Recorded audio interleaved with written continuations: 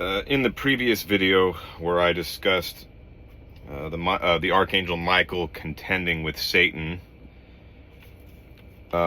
which I said was Yahweh, over the body of Moses, I was laying the groundwork or setting the stage for making the case that Moses and Elijah are the two witnesses of Revelation 11, and setting the stage for a deeper discussion whose theme we are calling the contract for humanity, in which I will be making the case that in order to free Israel from its bondage to Yahweh's law, not that Jesus disagreed with every aspect of the law, he actually upholds certain principles in the law. He had to himself fulfill the law. And in addition, he needs two witnesses, in particular, the two witnesses who were the closest to Yahweh in the Old Testament, namely Moses and Elijah, because Moses represents the law. He's the most intimate with the law, since he gave the law, received it from Yahweh, and then gave it to the people. And then Elijah, who was the greatest among the Old Testament prophets. As we're going to see, very similar language is used of John the Baptist. The greatest who is born among women, Jesus calls him.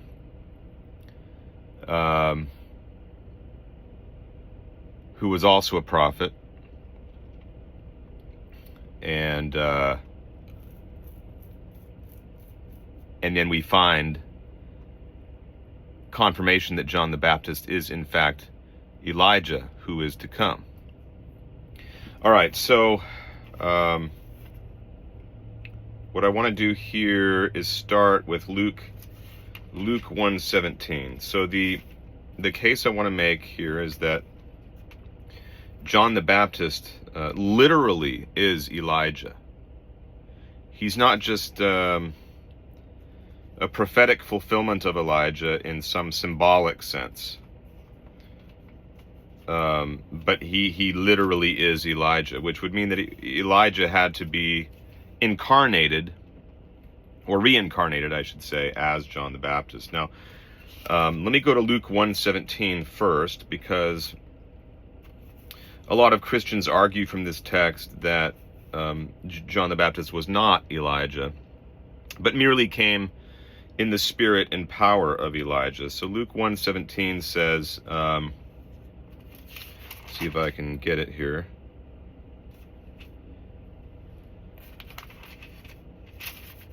Luke 1:17, where did it go? It says,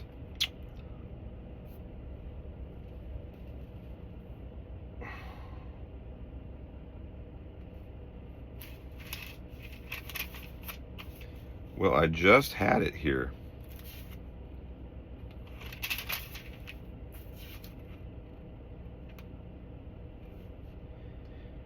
Yeah, he will, speaking of John the Baptist, Jesus says,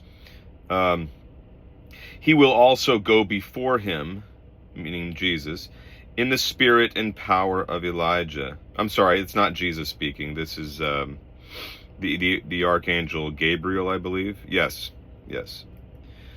So he says, he will go before him in the spirit and power of Elijah. Now, I want to suggest, to turn the hearts of the fathers to the children, etc. I would like to suggest that what this actually means is that by coming in the spirit and power of Elijah, he has the spirit of Elijah. He is the reincarnation of Elijah. Now, just to establish the fact that it was a tradition at the time that Elijah would be, in fact, coming back to life, we see in Matthew 14. I have it marked here. In Matthew 14, this is what Herod says, starting with verse 1. At that time, Herod the Tetrarch heard the report about Jesus and said to his servants, "This is John the Baptist. He is risen from the dead, and therefore these powers are at work in him." So clearly there was an expectation, at least among some, that Elijah was literally coming back to life in fulfillment of Old Testament prophecy.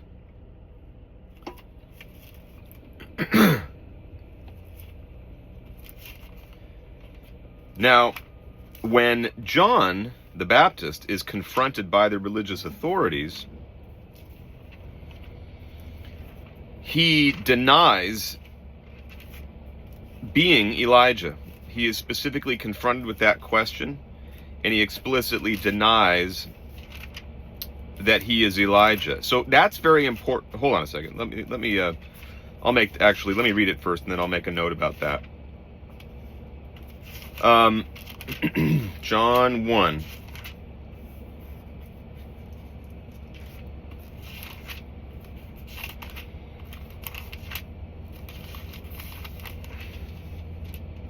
John 1:19. Now, this is the testimony of John when the Jews sent priests and Levites from Jerusalem to ask him, "Who are you?" He confessed and did not deny, but confessed, "I am not the Christ." And they asked him, "What then? Are you Elijah?" He said, "I am not." "Are you the prophet?" And he answered, "No." So, he denies being Elijah. But what's even more interesting is the very fact that he is being asked whether he is Elijah also demonstrates very clearly that there was a tradition that Elijah himself would be coming back. And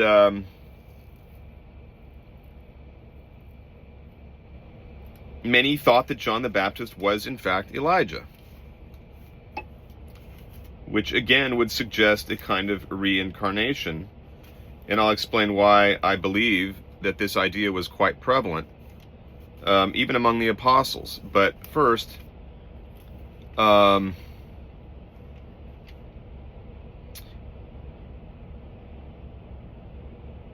going to go to Matthew 11. And we're going to see that Jesus explicitly states that John the Baptist is Elijah.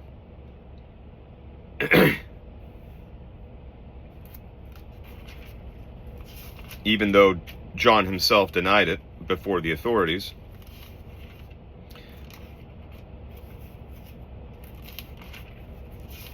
Matthew 11.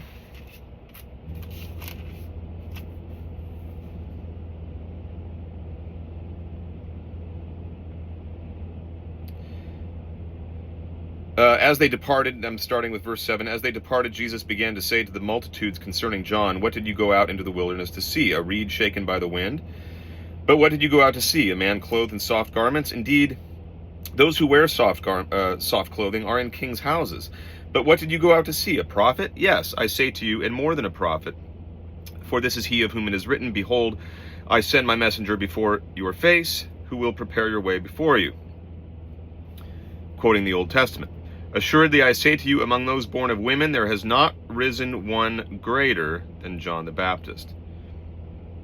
But he who is least in the kingdom of heaven is greater than he. And from the days of John the Baptist until now, the kingdom of heaven suffers violence, and the violent take it by force. For all the prophets in the law prophesied until John."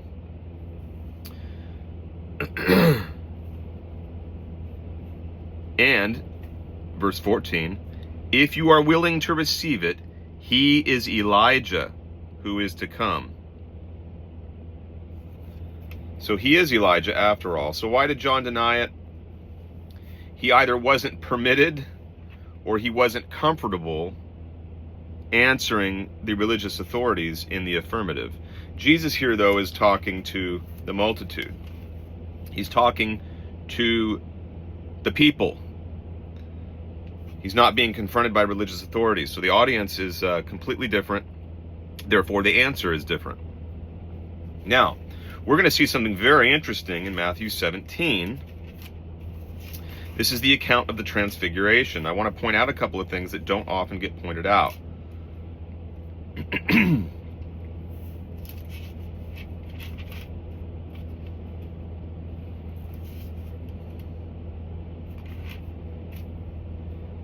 All right, so I'm going to start at the top with verse 1. After 6 days, Jesus took Peter, James, and John, his brother, led them up on a high mountain by themselves, and he was transfigured before them. His face shone like the sun, and his clothes became as white as the light. And behold, Moses and Elijah, both of whom we are suggesting are the two witnesses, appeared to them, talking with him. And by the way, Jesus, even though we saw several examples in previous videos of places in the law that he completely disagreed with, he turns the tables on those texts in Matthew 5. Like I said, he still upholds certain principles. In Matthew 18:16, he upholds the principle, the law, where it states that by the mouth of 2 or more witnesses a matter is established. He does that in Matthew 18:16, where he talks about an erring brother, and he says, if your brother errs and he doesn't listen to you, bring along 1 or 2 others, for out of the mouth of 2 or more witnesses a matter is established. This is why Jesus, if he's going to fulfill the law, must fulfill this law as well. That's why he needs Moses and Elijah as his witnesses, that he did in fact fulfill the law perfectly. This is why Michael is contending over the body of Moses, by the way. And I think this is why Satan, i.e. Yahweh, contended with Michael over the body of Moses. He did not want Moses to be available as a witness. But I think also he may not have wanted, it has been suggested that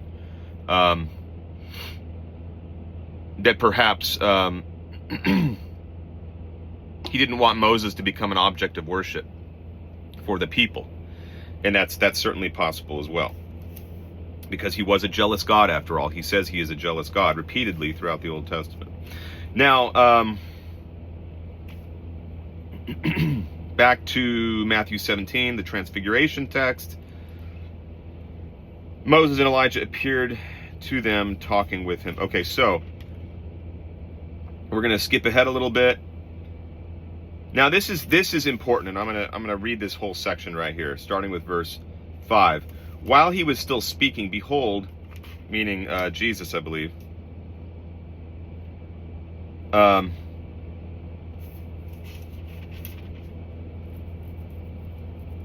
no, Peter was speaking. Lord, let us make 3 tabernacles, one for you, one for Moses and Elijah. Then verse 5, while he was still speaking, behold, a bright cloud overshadowed them, and suddenly a voice came out of the cloud saying, this is my beloved Son, in whom I am well pleased. Hear him. And when the disciples heard it, they fell on their faces and were greatly afraid. But Jesus came and touched them and said, arise and do not be afraid. When they had lifted up their eyes, they saw no one but Jesus only. Now as they came down from the mountain, Jesus commanded them, saying, tell the vision to no one until the Son of Man is risen from the dead. And his disciples asked him, saying, why then do the scribes say that Elijah must come first? Jesus answered and said to them, indeed, Elijah is coming first, and will restore all things. And I believe that's sort of an illusion, that he's making an illusion that is being made in Revelation 11 about the 2 witnesses coming to restore the kingdom. But I say to you that Elijah has come already. I'm in verse 12 now of Matthew 17.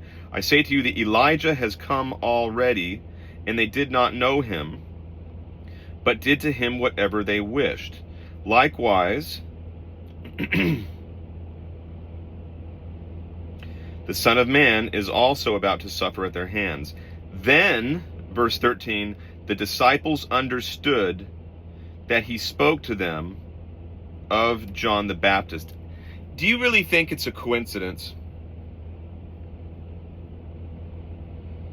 that the disciples' realization that John the Baptist is Elijah occurred in the Transfiguration text where Elijah appears with Moses before the disciples? But that's not the only thing. That's not the only thing. I have not seen anyone point this out before. I'm sure someone has at some point. But it's very interesting to me that you have a voice coming out of the cloud saying, "This is my beloved Son in whom I am well pleased," here at the Transfiguration. We saw that one other time when, at the beginning of Jesus' ministry, when he was baptized by John the Baptist. Now we're seeing it again at the Transfiguration when, lo and behold, Elijah appears in the Transfiguration and the disciples realize that John the Baptist is Elijah. So I would suggest to you that they were seeing John the Baptist. It was revealed to the apostles at the Transfiguration. And I'm not saying that this event literally occurred, but I am suggesting maybe it did, maybe it didn't. But let's just say it's a story that's designed to teach us something. The authors are trying to tell us something about what they think theologically. The proper interpretation would be to suggest that when Elijah was transfigured, they saw and understood that John the Baptist was Elijah.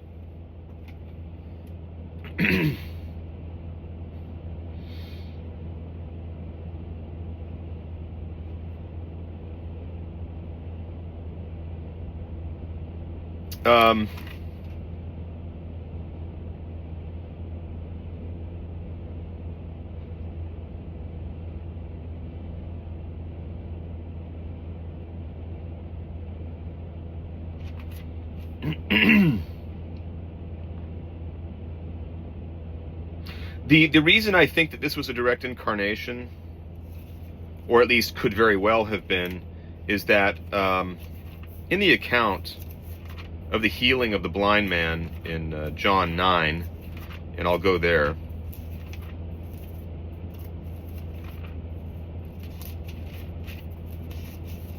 The disciples actually asked Jesus, "What did this man do, or his parents?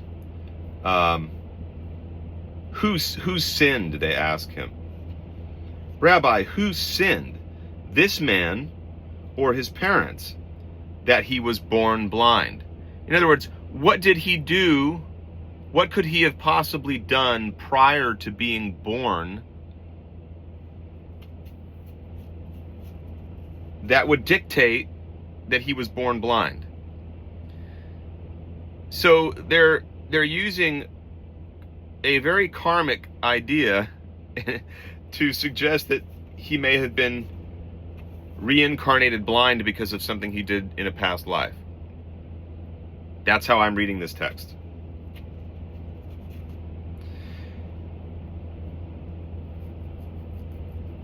And this concept would not have been unknown to Jews at that time. And there were Jews who did hold to the concept of reincarnation. There were Jewish sects who believed in reincarnation. So this video was intended really... Well, I'm not done yet, actually. I have one other text I want to go to. There is some very... As background, we need to understand this. There's some very symbolic imagery here in... Third Kingdoms, which I believe is First Kings, in the Protestant Bible. This is the Septuagint I'm using. Verses 19 through 21. Listen to this, because I'm almost wondering if Jesus is the incarnation of Elisha, just as John the Baptist is the incarnation of Elijah. Elisha being, of course, Elijah's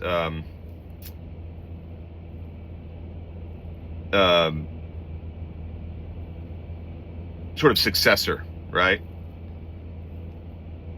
Elijah departed from there and found Elisha, the son of Shaphat, who was plowing with 12 yoke of oxen before him. So now we have Elisha plowing with 12 yoke of oxen. 12 disciples, maybe? 12 apostles? Then Elijah passed by him and threw his mantle on him. So now Elijah, who is paving the way for Jesus, right? Making his path straight, is throwing his mantle on Elisha, just as John the Baptist, in a manner of speaking, threw his mantle over Jesus. So Elisha left the oxen and ran after Elijah and said, I will kiss my father, then I will follow after you. Elijah said to him, Return, for I have done this for you. Elisha returned from following him and took a pair of oxen and slaughtered them. He boiled their flesh. Okay, blah, blah, blah. So yeah, I'm suggesting it's very possible that just as Elisha followed Elijah, and just as Jesus was taught by John, first taught by John the Baptist and baptized by John the Baptist, but then succeeded John the Baptist and became greater than him, as John the Baptist concedes in the New Testament, in the Gospels, saying that he is not even worthy to unstrap the strap from his sandal.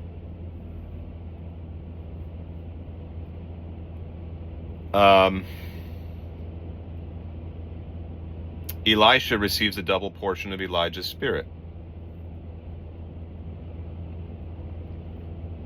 Are you seeing the parallel there? Elisha received a double portion. He is greater than his master.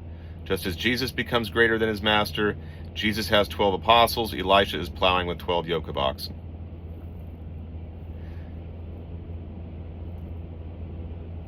All right, let's end this. It's almost 23 minutes long. And again, that was designed to get us to the next step in this theme regarding the necessity of Jesus to fulfill the law in order to free the Jews from their contract to Yahweh and their bondage to the law.